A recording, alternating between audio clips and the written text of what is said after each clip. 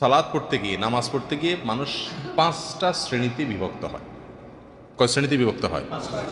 পাঁচটা শ্রেণীতে মানুষ বিভক্ত হয়। মানুষ পাঁচ রকম হয়ে যায়, মুসল্লি পাঁচ প্রকার হয়ে যায় নামাজ পড়তে গিয়ে। তার ভিতরে প্রথম প্রকার মুসল্লি হলেন মুআকাব। নামাজের বিনিময়ে সওয়াব পাওয়া তো দূরের কথা, তারা উল্টা বরং শাস্তির উপযুক্ত হয়, বর্ষনার উপযুক্ত হয়, আল্লাহ মাফ করুন।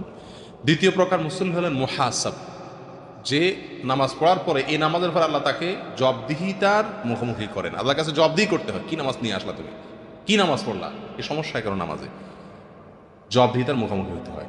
তিন নম্বর মুসল্লি হলো মুকাফফার আনহু, যে মুসল্লির নামাজের বিনিময়ে আল্লাহ সুবহানাহু ওয়া তাআলা তার গুনাহ খাতা মাফ করে দেন, ভুল ত্রুটি মাফ করে দেন, আল্লাহ তাআলা নামাজের বিনিময়ে ক্ষমা করেন। চার নম্বর হলো মুসাব, যে ব্যক্তি নামাজের বিনিময়ে আল্লাহ সুবহানাহু ওয়া তাআলার কাছ থেকে সওয়াব অর্জন করে, সওয়াব পায়, আল্লাহ তাআলা তাকে নামাজের বিনিময়ে সওয়াব দেন, বিনিময় দেন, অতিরিক্ত পুরস্কার দেন। পাঁচ নম্বর হলো মুকাররাব, নামাজের বিনিময়ে যে ব্যক্তি আল্লাহ সুবহানাহু ওয়া তাআলার নৈকট্য অর্জন করতে পারে, আল্লাহ সুবহানাহু ওয়া তাআলার নৈকট্য লাভ করা, আল্লাহ খুব কাছাকাছি যাওয়ার, আল্লাহর খুব সন্তুষ্টি অর্জন করার, আল্লাহর খুব প্রিয় পাত্র হওয়ার সুযোগ পায় নামাজের মাধ্যমে। এই মোট কয় প্রকার হলো? পাঁচ প্রকার। কোরআন এবং সুন্নাহকে অ্যানালাইসিস করে তিনি এই পাঁচটা শ্রেণী বের করেছেন। এক নম্বরের মুসল্লি যে মুআকাব, যে ব্যক্তি সলাতের কারণে পুরস্কার পাওয়া তো দূরের কথা, সওয়াব পাওয়া তো দূরের কথা, উল্টা বরং আল্লাহর কাছে সাজার উপযুক্ত হয়ে যায়, আল্লাহ মাফ করুন। সে মুসল্লি কে?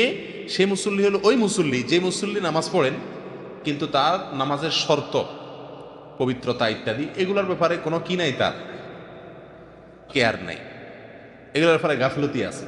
নামাজের যে রোকন আছে, ফরজ আছে, ওয়াজিব আছে, এগুলোকে সে যথা নিয়মে পালন করেন।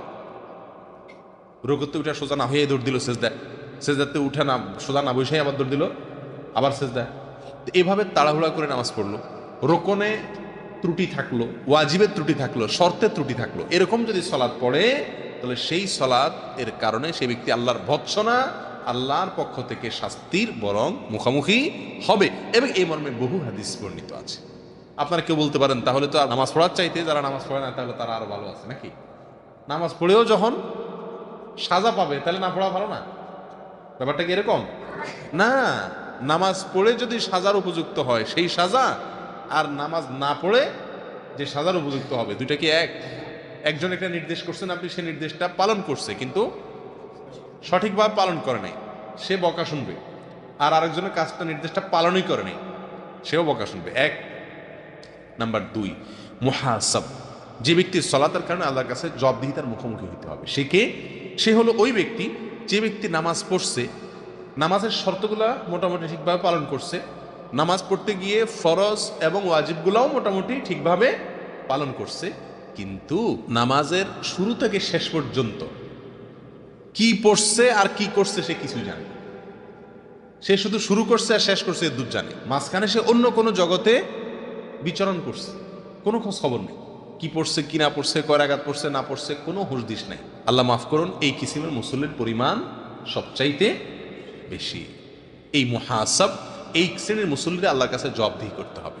এই শ্রেণীর মুসল্লিরা নামাজ থেকে তাড়াতাড়ি করে শেষ করে বাঁচতে পারলেই কেমন যেন সে নিষ্কৃতি পায়, রেহাই পায়, তার কোনো কাজের তাড়া আছে, সেই তাড়নায় সে তাড়িত হয়। এরকম মুসল্লি যদি হয় তাহলে সে ব্যক্তি সে মুহাসিব, তার রোকন ঠিক আছে, ওয়াজিব ঠিক আছে, শর্ত ঠিক আছে, কিন্তু কি ঠিক নাই? নামাজের ভেতরে তার মনোযোগের নেই, কিছু জানে না সে কি পড়ছে না পড়ছে। আল্লাহ মাফ করুন। এরকম সালাতের পরিমাণ আমাদের বেশি কিনা? আল্লাহ তাআলা আমাদেরকে হেফাজত করুন। তিন নম্বর হলেন মুকাফফার আনহু, ওই মুসল্লি যে মুসল্লি সালাতের মাধ্যমে দায় মুক্ত হবে, আল্লাহ তাআলার কাছ থেকে ক্ষমা পাবে। সে কে? সে হলো ওই সালাতকারী, ওই মুসল্লি যে ব্যক্তির সালাতের শর্ত সে ঠিক মতো পালন করছে, রোকনগুলোও ঠিক মতো পালন করছে, ওয়াজিবগুলোও ঠিক মতো পালন করছে, ধীরস্থিরতাও ছিল, সবকিছু যথানিয়মে করছে, এবং মনোযোগ রাখতে গিয়ে সে শয়তানের সঙ্গে লড়াই করছে। পরিপূর্ণ মনোযোগ তো রাখতে পারে নাই, কিন্তু চেষ্টা করছে। মন অন্যদিক চলে গেছে, হঠাৎ করে তার মনে হলো না, আমার তো এই টাইমে এই কথা চিন্তা করার কথা না, আমি তো আল্লাহর সামনে দাঁড়িয়ে আছি। সঙ্গে সঙ্গে সে মনটাকে ফেরত নিয়ে আসছে, ফিরিয়ে নিয়ে আসছে, নিজেকে ভৎসনা করছে না, আমার তো এটা ঠিক হয় না। শয়তানের সঙ্গে এবং নফসের সঙ্গে কি করছে? সে লড়াই করছে। এই যে নফসের সঙ্গে শয়তানের সঙ্গে লড়াই করে সালাতের ভিতরে বারবার মনোযোগ ফিরে আনার চেষ্টা করছে, এই জন্য এই ব্যক্তিকে এই সালাতের বিনিময়ে আল্লাহ সুবহানাহু ওয়া তাআলা তার কি করবেন? ক্ষমা করবেন। 4 নম্বর হলো মুসাব, মুসাব হলো ওই মুসল্লি যে মুসল্লির নামাজের শর্ত, রোকন, ওয়াজিব, এমনকি নামাজের মধ্যে মনোযোগও মোটামুটি সে ধরে রাখতে পারছে।